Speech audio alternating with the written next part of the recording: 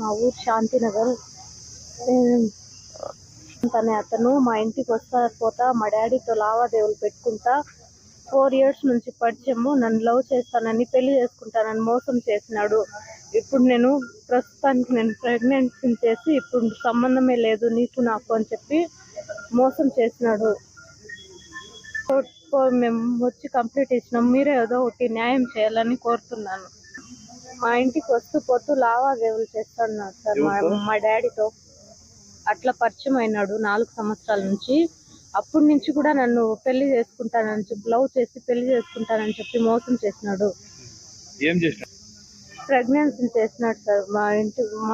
మా తల్లిదండ్రులు లేని సమయంలో మా ఇంటికి వస్తూ పోతూ నన్ను శారీరకంగా లొంగి తీసుకున్నాడు సార్. కాదు దానికి దీనికి ఏం సంబంధం లేదని చెప్పి నన్ను మోసం చేసినాడు సార్.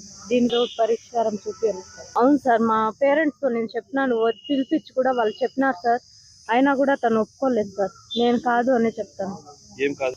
దీనికి నాకు కారణం నేను కాదు అని చెప్పి ఇప్పుడు ఇద్దరు కూడా దీనికి దానికి ఏం సంబంధం లేదు నేను చేసుకోను అని ఎంతమందిలో అయినా చెప్తాను సార్.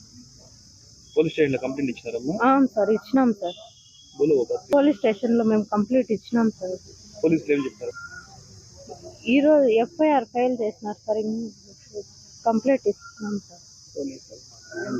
న్యాయం చేయాలని నేను కోరుకుంటాను.